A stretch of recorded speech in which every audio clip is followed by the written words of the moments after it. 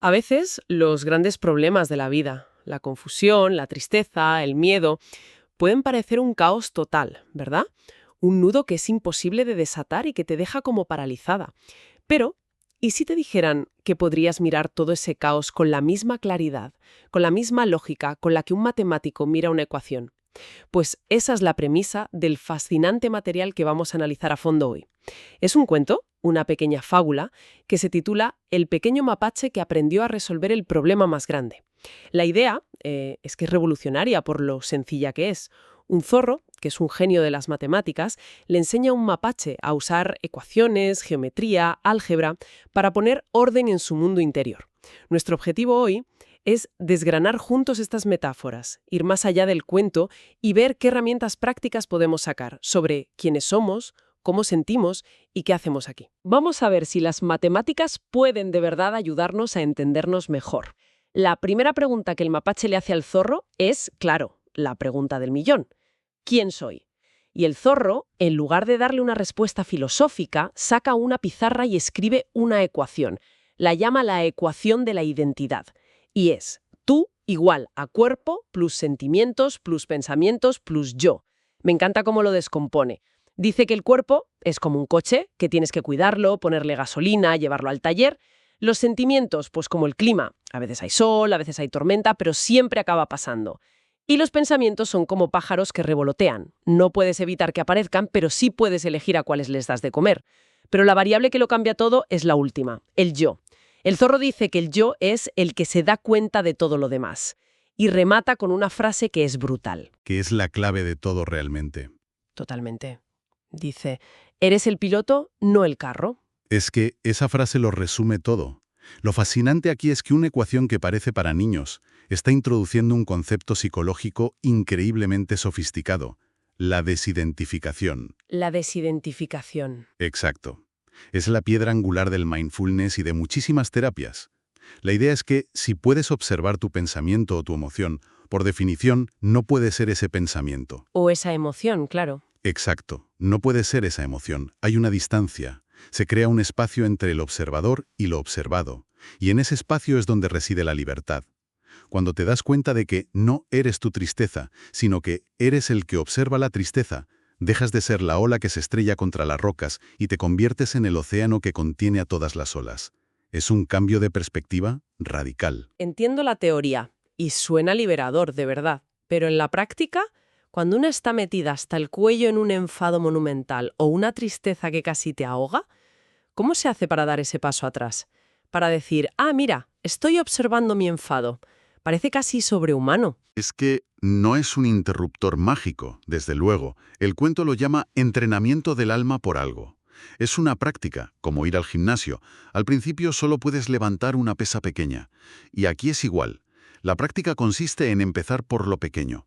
Quizás no puedas hacerlo en mitad de un ataque de ira, pero sí 5 minutos después, cuando el volcán ha bajado un poco, o empezar a observar sensaciones neutras.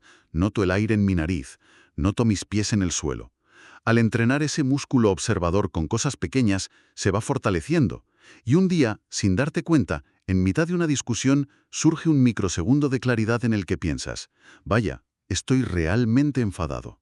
Y en ese instante ya has creado el espacio. Ya no eres solo el enfado, eres también el que se da cuenta. Entendido. Es un entrenamiento, no un milagro. Y hablando de emociones intensas, esto conecta directamente con el segundo problema del mapache. A veces me siento mal y no sé qué hacer. Y para esto el zorro cambia de disciplina, deja las ecuaciones y se pasa a la geometría. Dibuja lo que llama el triángulo mágico. Imagina un triángulo. En el vértice de arriba está sentir bien. Y en los dos de la base están triste y enojado. El zorro explica que pasamos el día moviéndonos entre estas tres esquinas y que el problema no es estar en una esquina mala, sino quedarse atascado ahí. Y para salir propone un proceso de 3 pasos. Primero, observar, saber en qué esquina estás. Segundo, nombrar, ponerle palabras, entender por qué.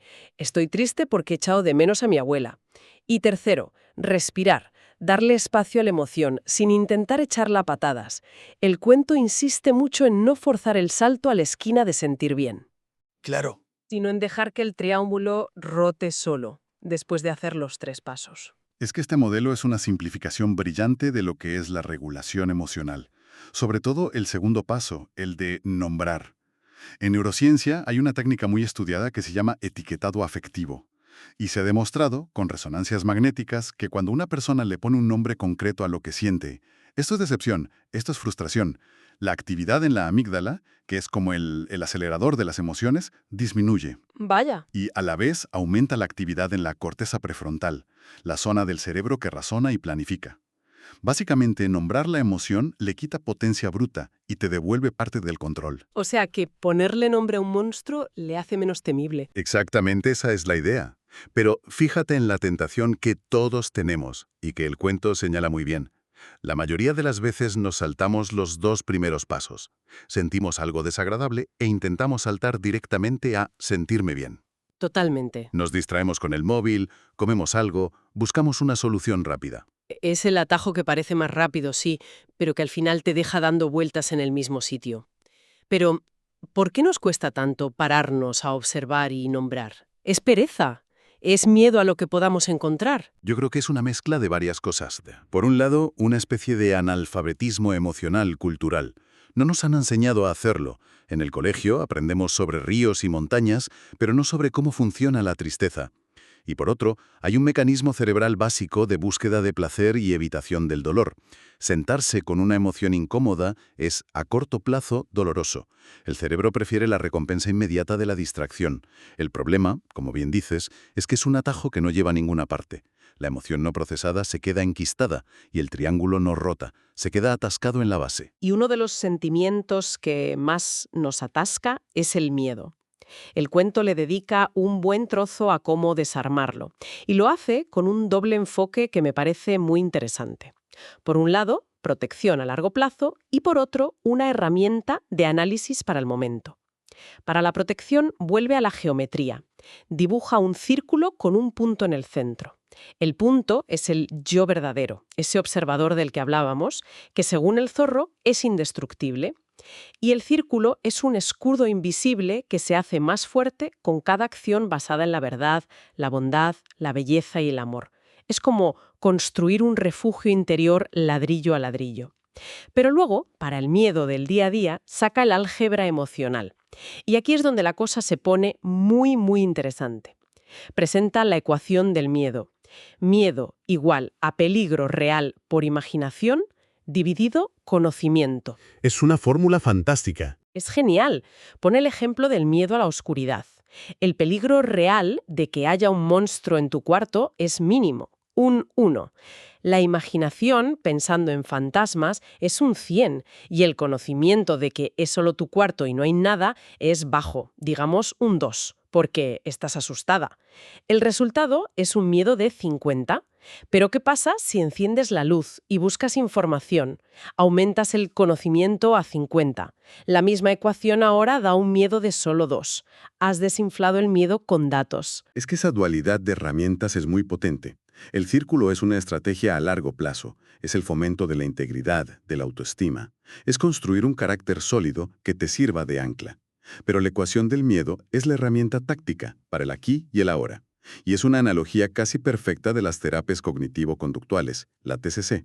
La TCC se basa en gran medida en eso, en identificar los pensamientos automáticos y catastróficos, lo que el cuento llama las películas terribles de la imaginación, y confrontarlos con la evidencia, con los datos, con el conocimiento. Pero, seamos honestas, la ecuación es genial, muy lógica, pero el miedo a menudo es de todo menos lógico. A veces se siente en el estómago, en el pecho, de una forma muy visceral. ¿Puede un simple cálculo mental vencer a un pánico que es tan físico y tan irracional? Es una pregunta clave. Y la respuesta es que la ecuación por sí sola a veces no es suficiente. Sobre todo cuando la amígdala ya ha secuestrado al cerebro racional. Ahí es donde entra en juego la otra herramienta, el círculo. La ecuación es la táctica cognitiva, pero para calmar la respuesta física del miedo, a menudo necesitamos otras técnicas. La respiración profunda, para calmar el sistema nervioso, el anclaje en el presente, y sobre todo, la confianza que viene de haber construido ese círculo de integridad. Si sabes que eres una persona que actúa con verdad y bondad, tienes un refugio interior que la tormenta del pánico no puede destruir tan fácilmente. El antídoto completo no es solo la lógica, es la lógica combinada con la integridad y la regulación corporal. Es atacar al miedo por 3 frentes. Me gusta esa idea de los 3 frentes y esa conexión entre lo de dentro, los pensamientos, los valores, y lo de fuera, las acciones, es justo el tema de la siguiente metáfora, que para mí es la más bonita de todas. El cuento adapta el teorema de Pitágoras para crear el teorema del alma. La fórmula es verdad al cuadrado plus belleza al cuadrado igual a bondad al cuadrado.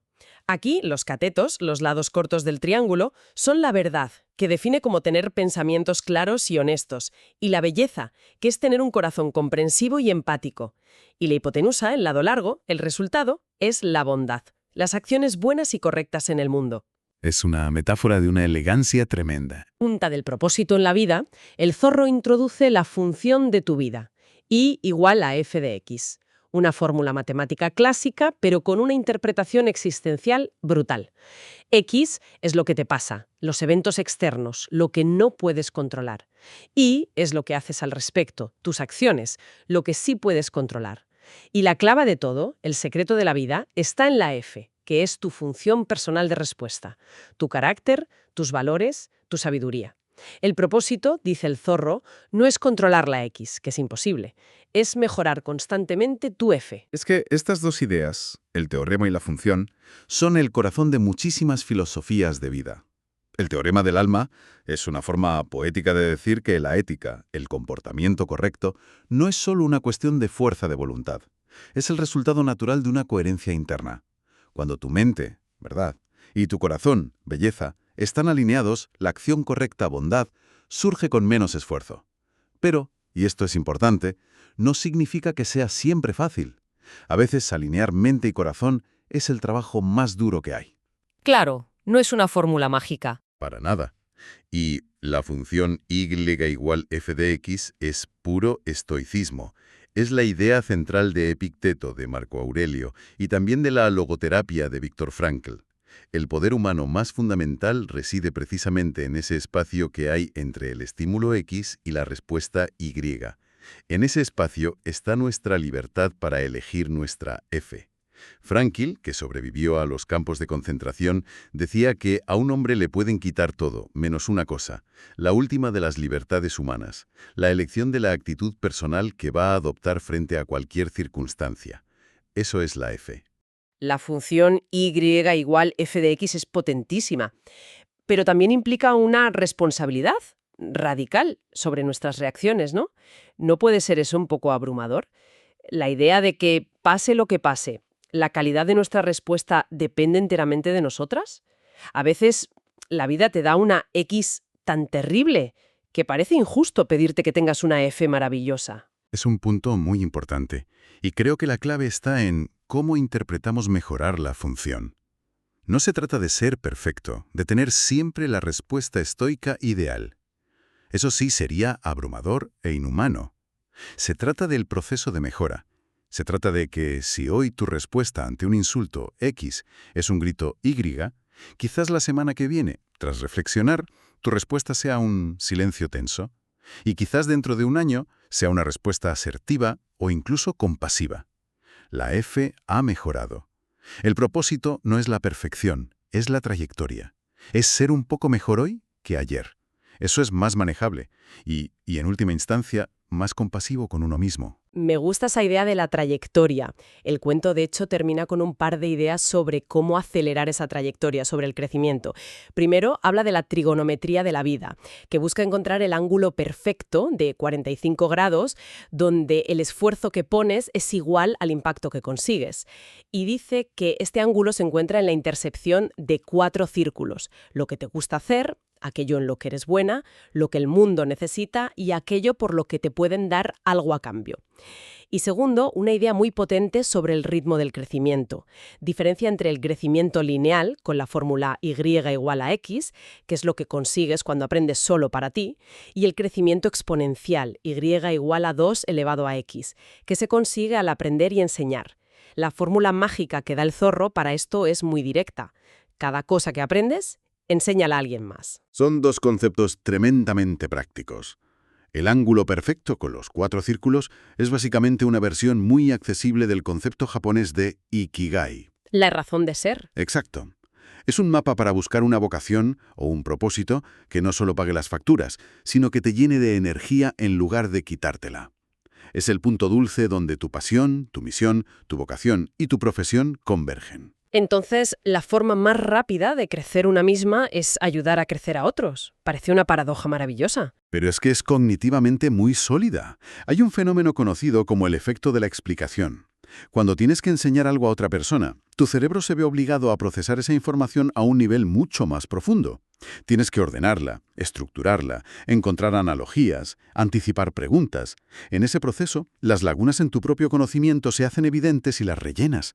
Y al verbalizarlo, lo fijas en tu memoria a largo plazo de una forma mucho más robusta que si solo lo hubieras leído. Es un ganar-ganar absoluto. Enseñar no es un acto de generosidad que te vacía, es un acto que te llena y te solidifica. Es una idea muy potente para terminar.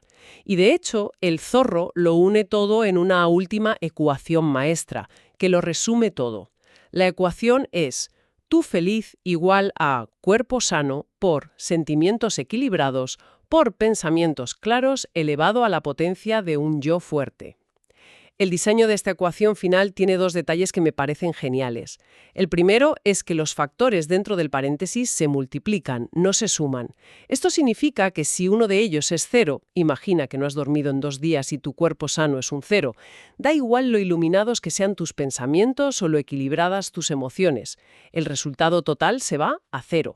Y el segundo detalle, que es el más brutal, es que el yo fuerte, ese observador, el que elige su función F, no suma ni multiplica, actúa como un exponente. Eleva todo lo demás a una nueva potencia. Exactamente.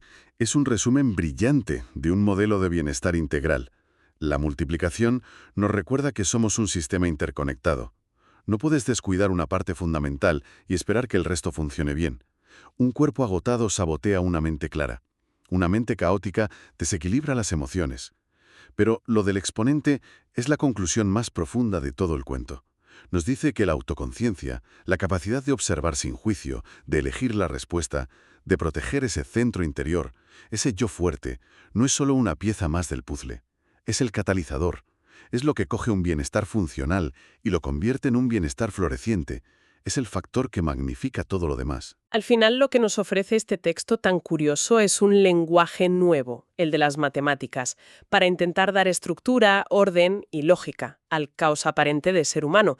La propuesta no es que dejemos de sentir tristeza o miedo, eso es imposible.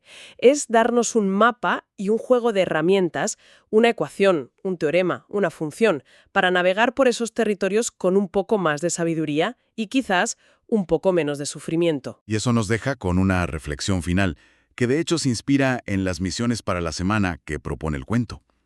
El texto sugiere que entender todas estas metáforas con la cabeza es solo el primer paso, y quizás el menos importante. Lo llama entrenamiento del alma. Y esto nos lleva a pensar, más allá de la belleza de estas ideas, ¿cuál sería la primera y más pequeña operación matemática que alguien podría aplicar en su vida hoy mismo? No se trata solo de admirar la ecuación del miedo, sino de usarla la próxima vez que la ansiedad por una reunión nos asalte. No se trata de entender la teoría del triángulo emocional, sino de aplicar sus 3 pasos esta tarde cuando sintamos una punzada de frustración. La pregunta final no es qué hemos entendido, sino qué vamos a empezar a calcular en nuestra propia vida.